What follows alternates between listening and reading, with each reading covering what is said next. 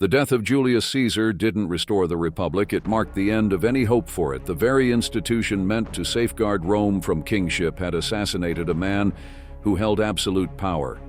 But in doing so, it shattered its own credibility.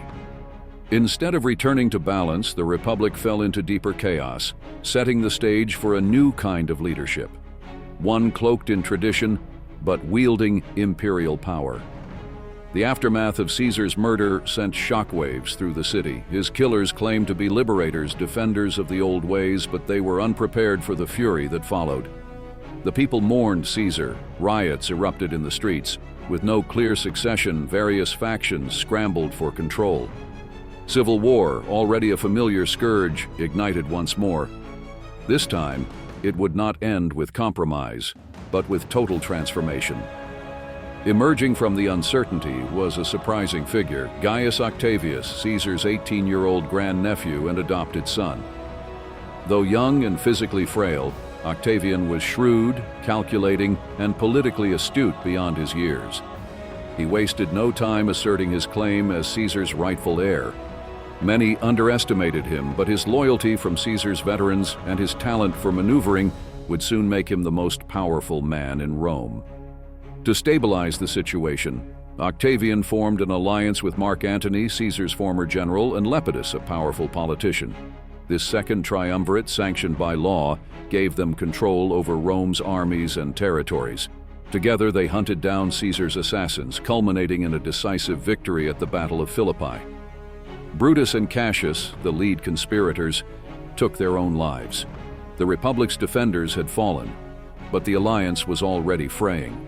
Mark Antony, increasingly enamored with Cleopatra, Queen of Egypt, began to distance himself from Rome. He settled in Alexandria, living in splendor and aligning his political future with the Ptolemaic dynasty. Roman propaganda painted him as a man lost to luxury and seduction, weakened by a foreign queen. Meanwhile, Octavian remained in Rome, presenting himself as the guardian of Roman values, protector of the Republic's memory, even as he prepared to seize total power. The rivalry between Octavian and Antony reached its climax at the Battle of Actium in 31 BCE. Octavian's navy, led by the brilliant general Agrippa, defeated the combined fleets of Antony and Cleopatra. The battle was decisive. Within a year, both Antony and Cleopatra were dead by suicide. Octavian returned to Rome victorious, unchallenged, and with the loyalty of the military and the admiration of the people firmly in his hands. In 27 BCE, Octavian was granted the honorific title Augustus by the Senate. Though he avoided calling himself king or dictator, Augustus held supreme authority. He controlled the army, directed policy, and managed Rome's finances. The Republic's institutions remained, but they were now ceremonial. Power resided with the emperor. Augustus skillfully masked autocracy behind republican language, becoming the first true emperor of Rome without ever proclaiming it outright. Under Augustus, Rome entered its most stable and prosperous era, known as the Pax Romana, or Roman peace. Trade flourished across roads that stretched from Spain to Syria. Engineering marvels like aqueducts and amphitheaters transformed urban life. Art, literature, and architecture reached new heights, with poets like Virgil and historians like Livy celebrating Rome's destiny. Augustus governed not just through law, but through vision, projecting an image of renewal, order, and divine purpose.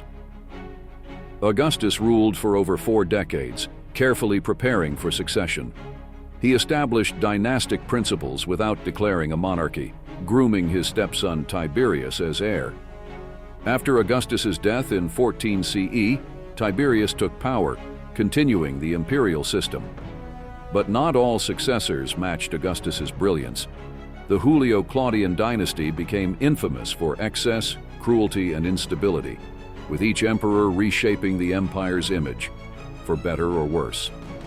Tiberius ruled with paranoia and suspicion. Caligula followed, remembered for erratic behavior and alleged madness. From lavish spectacles to brutal executions, Claudius, though underestimated, proved effective, expanding Rome into Britain and strengthening the bureaucracy. Then came Nero, whose name would become synonymous with tyranny. He persecuted Christians, executed rivals, and was accused of watching Rome burn while playing music. Yet the empire, through all this, endured, its institutions stronger than any one man. The first century closed with crisis. Nero's suicide in 68 CE sparked a civil war known as the Year of the Four Emperors.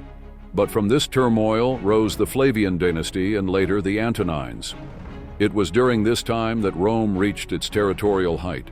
Under emperors like Trajan and Hadrian, the empire expanded and consolidated. Trajan pushed into Dacia and Mesopotamia. Hadrian chose to stabilize, building walls and fortresses to mark and defend the empire's limits. At its zenith, Rome governed a population of over 60 million people across 3 continents. Roman law provided structure.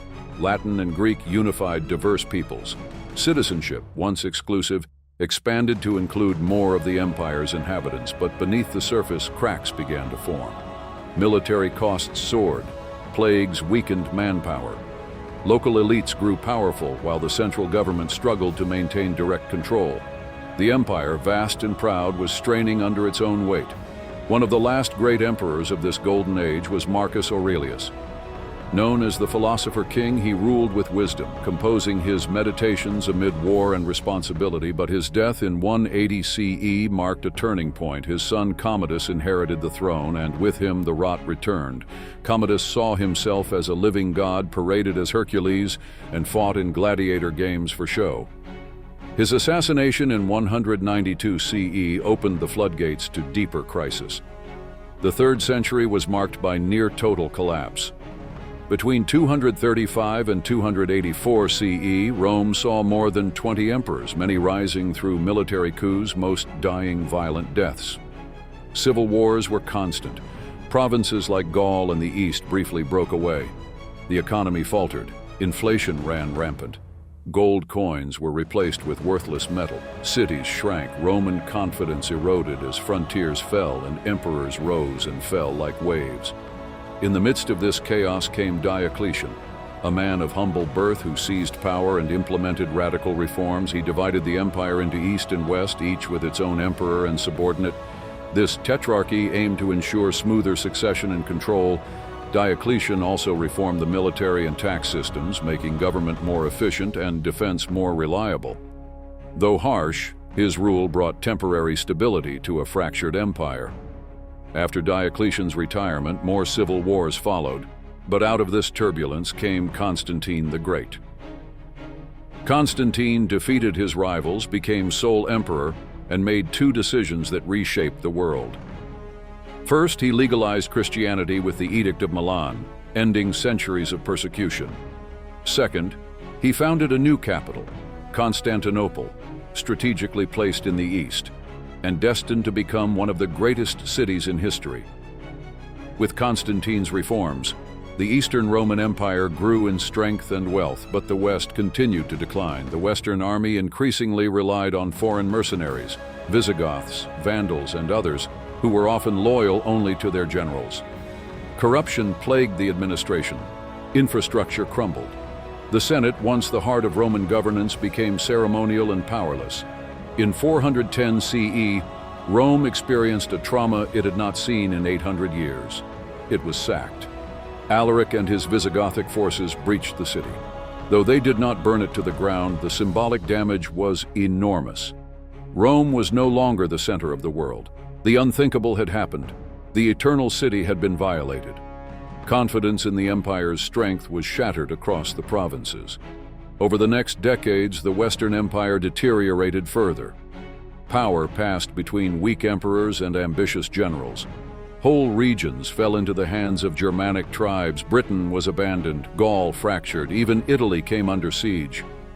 Finally, in 476 CE, a Germanic general named Odoacer deposed the last emperor of the West, a boy ironically named Romulus Augustulus. With little resistance, imperial authority in the West came to an end. But this was not the end of Rome. The Eastern Roman Empire, known as the Byzantine Empire, continued to thrive for nearly another 1,000 years. From Constantinople, emperors ruled over a Christian empire rooted in Roman law and tradition. The culture changed.